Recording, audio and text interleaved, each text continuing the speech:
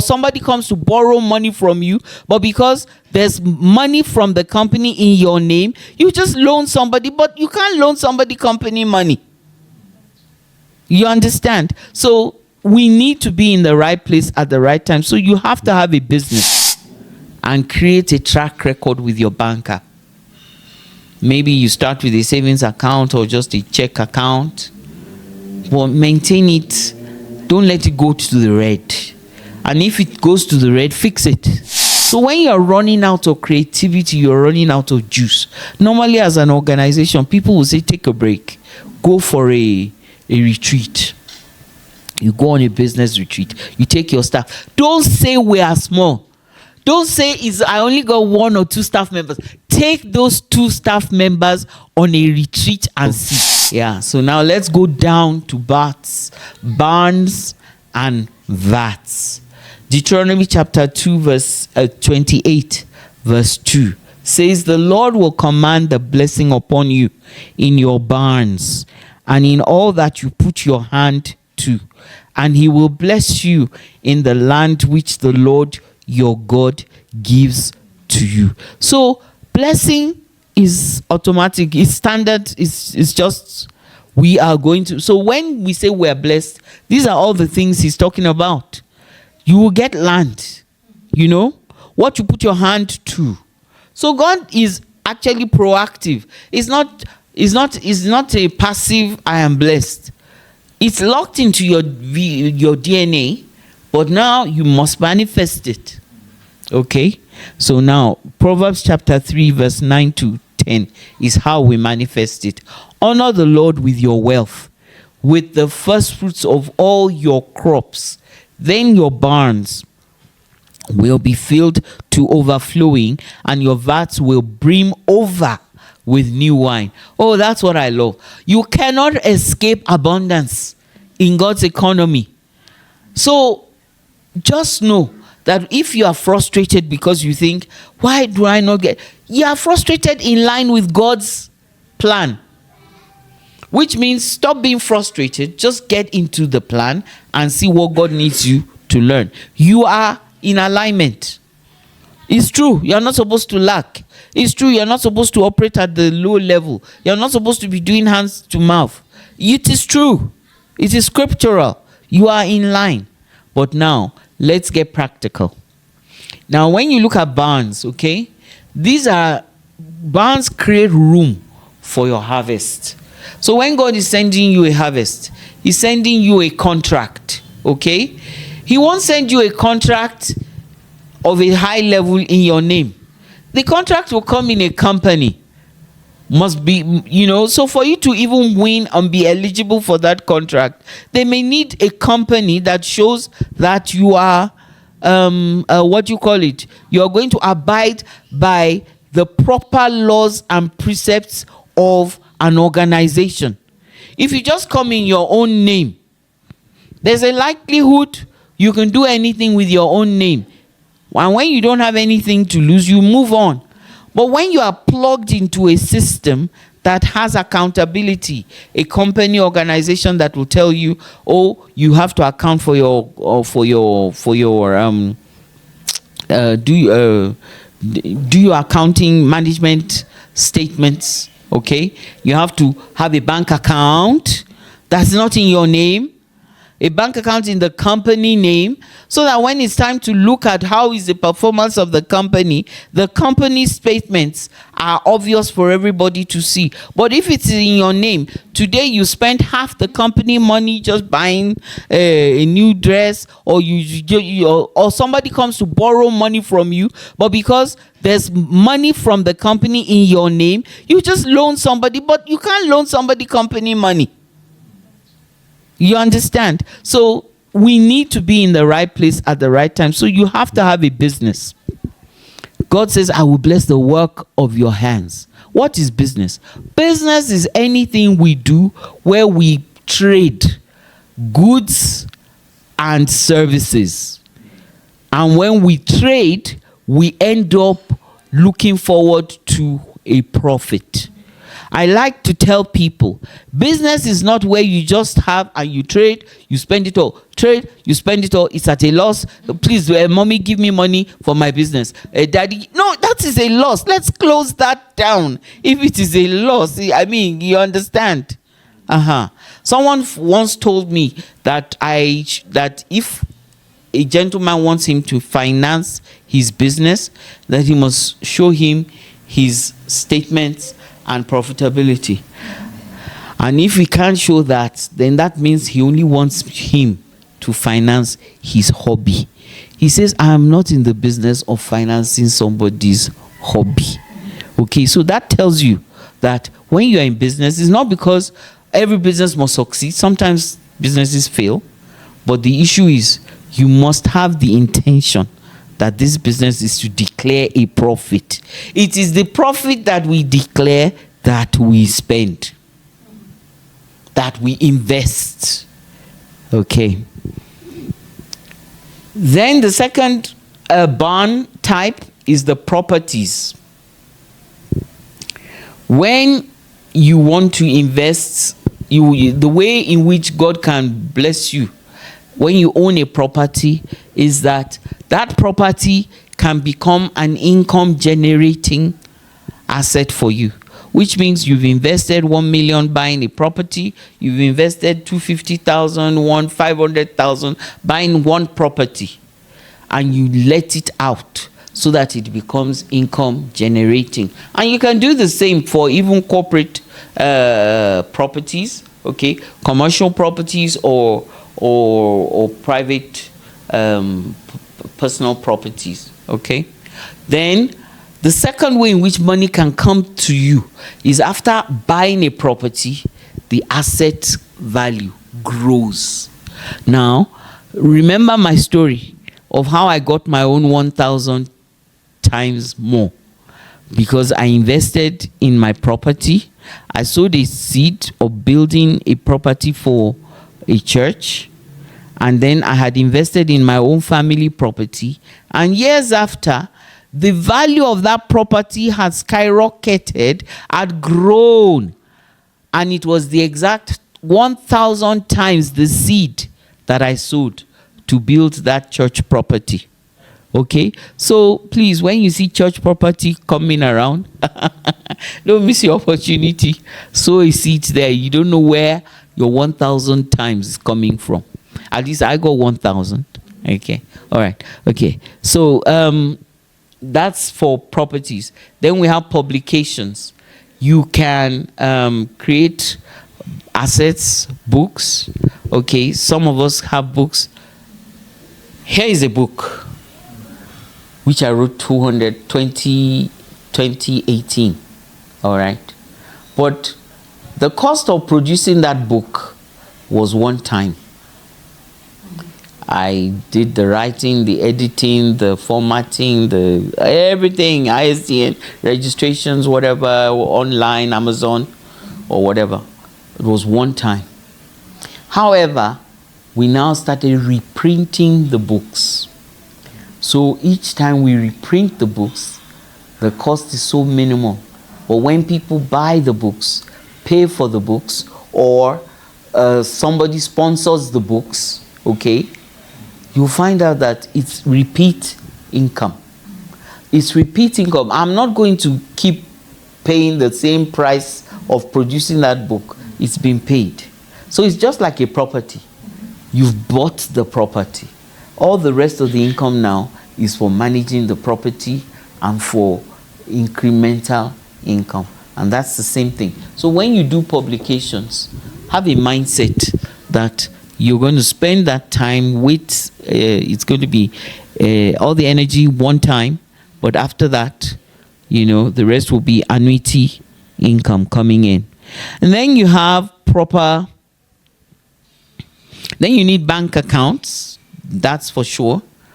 If you first start with one bank account, create integrity with your bank account and create a track record with your banker.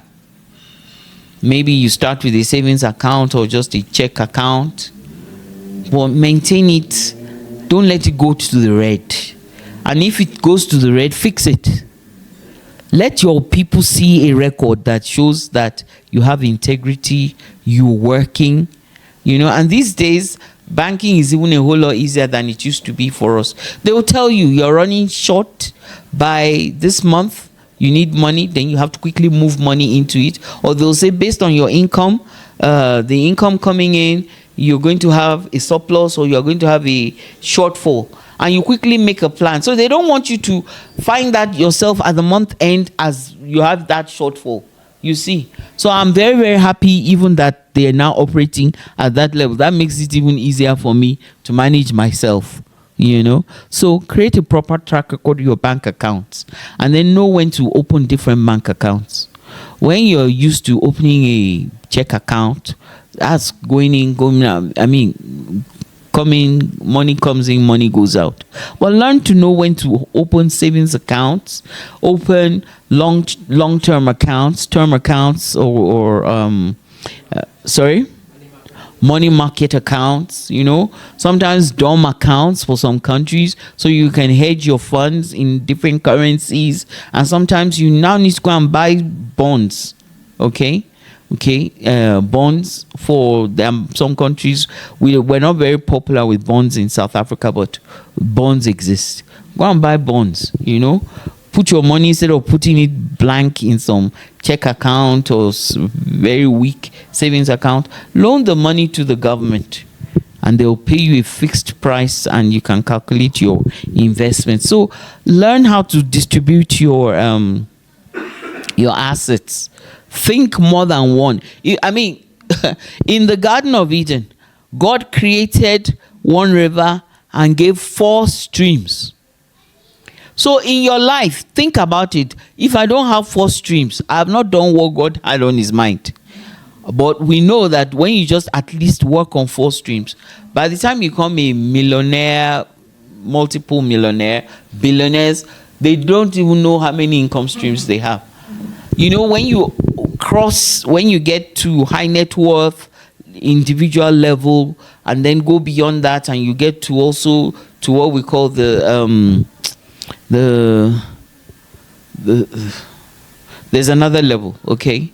And when you get to that level, you find out that the people of that mindset, they will tell you, I have an income that pays for my holiday. This one pays for my this one pays for my travel. This one pays my business costs. This one, they have a long list. So they have tied their motivation to that income stream. So if I am messing around, or you want to mess around with my money, I can see, I'm not going to have a vacation by the time you are done with me. What will I tell my wife and my 4 or 6 children? That we're not going on vacation this year. I will say, Mr. Sitole messed around with my account. Then it'll be like, Dad, what's going on now?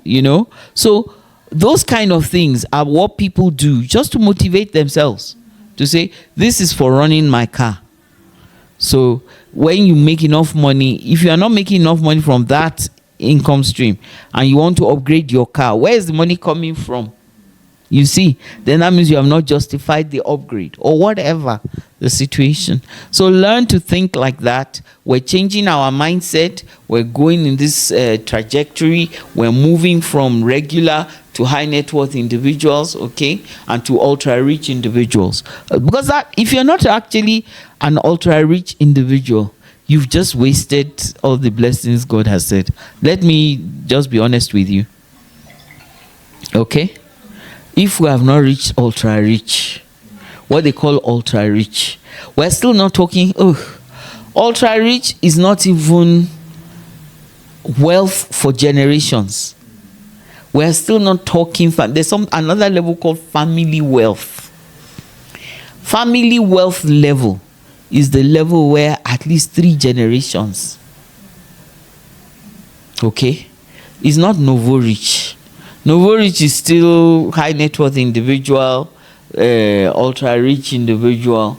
But when we say family wealth, we are saying a wealth where the work they do is not going to work.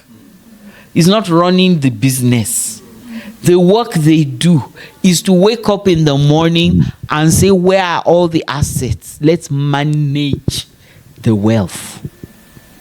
Then they have people they hire to come to work every day to come and help them analyze this, analyze that, give them a report. They fly from this country to the next. They go from meetings. Their job is to manage the wealth.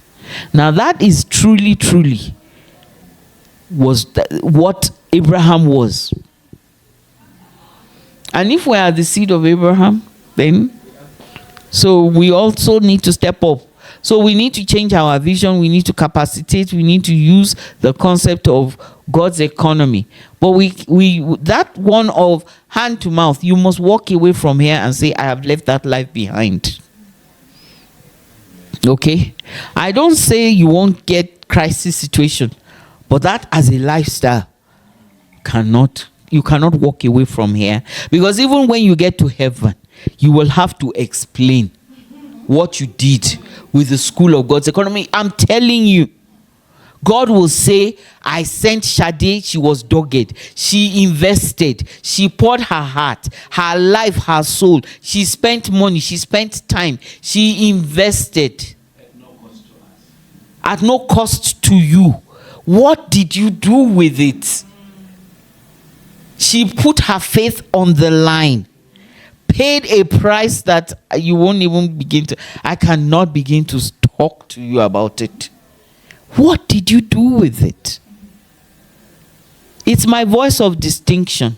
Not because I don't like preaching all the other sermons, but because I just realized there's a problem in the kingdom.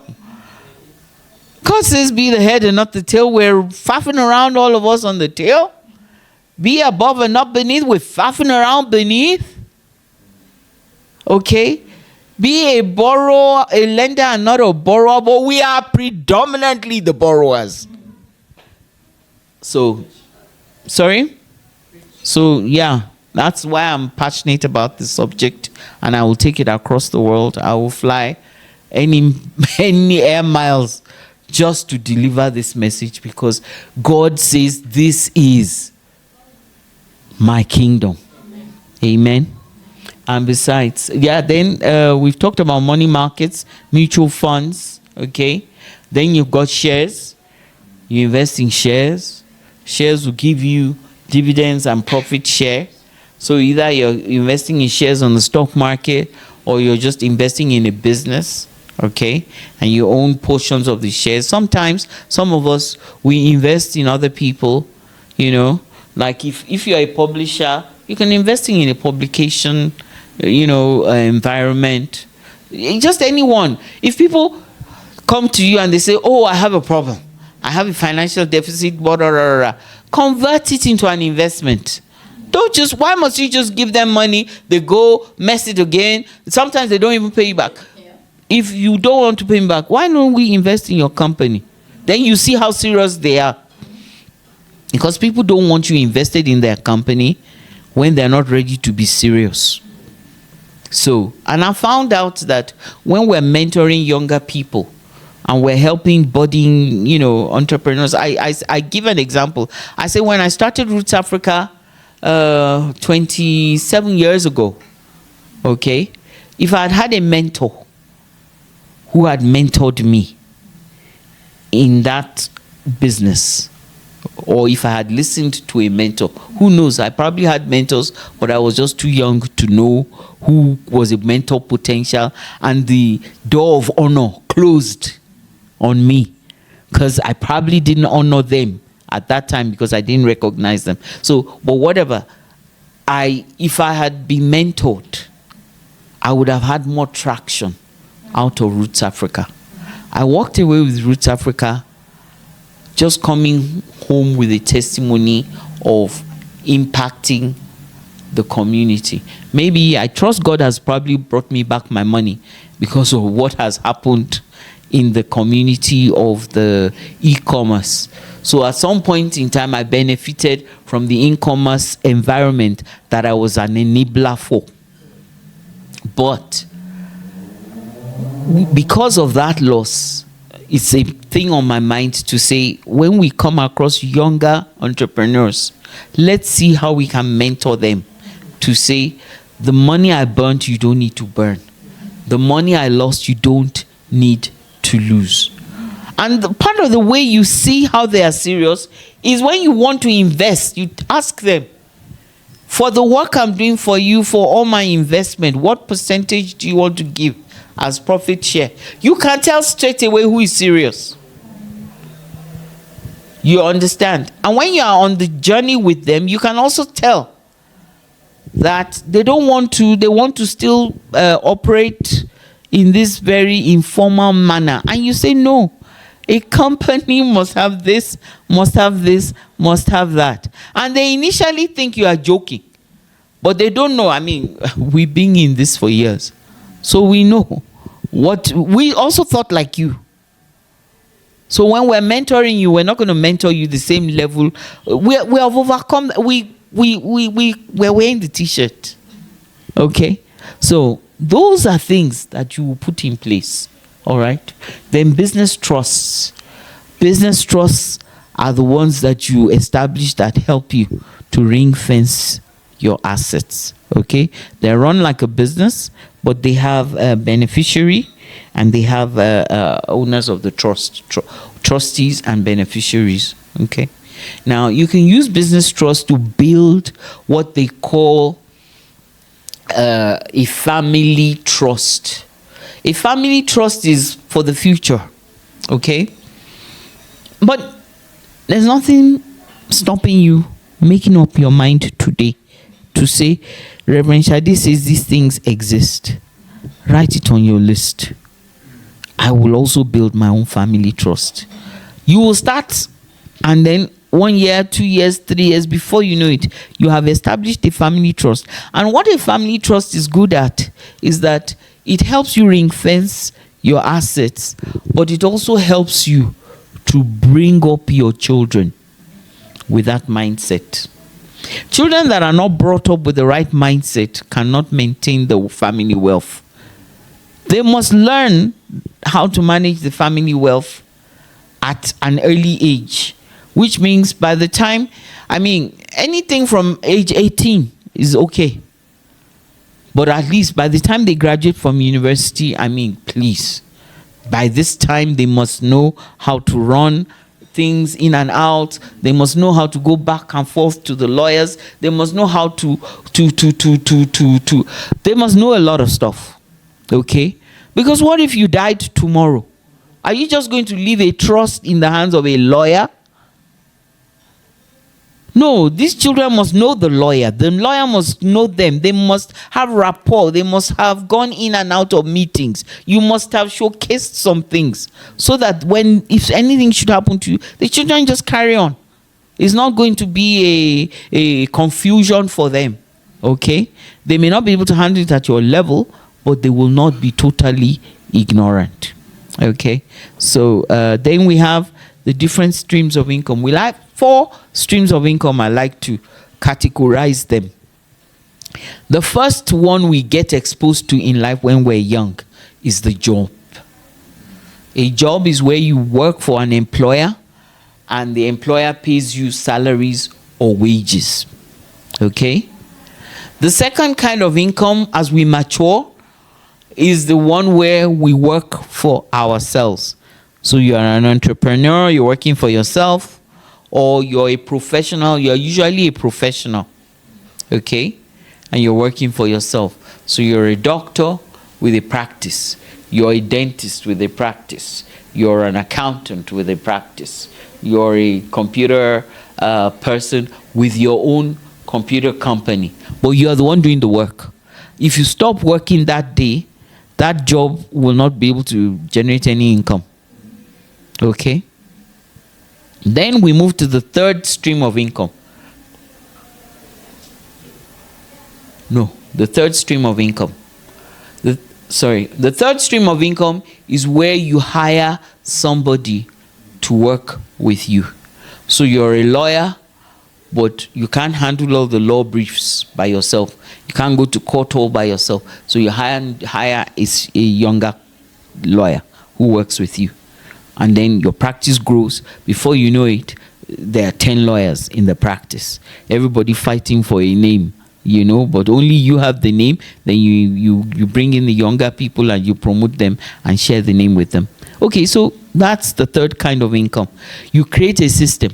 So if today you have to travel to go to another country, you got all the lawyers under you doing the work, communicating with you, and they just set up the meetings for you. And these days it's a whole lot easier. We're traveling all over the world. We Zoom, we're communicating in different so you have people who manage the business with you, and then money comes in whether you are there or not. However, if you are not there, we know you have to be there for maximizing.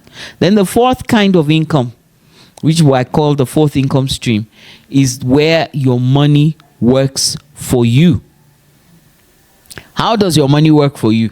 You've already made money, you've saved it, you've put it in an asset, and that asset is now generating its own returns. So the asset will generate its returns and pay its legal fees, pay its professional fees, because once you have an asset that is generating at a decent level, it'll cost legal fees, it'll cost accounting fees, it'll cost taxing fees, it'll cost there's one more.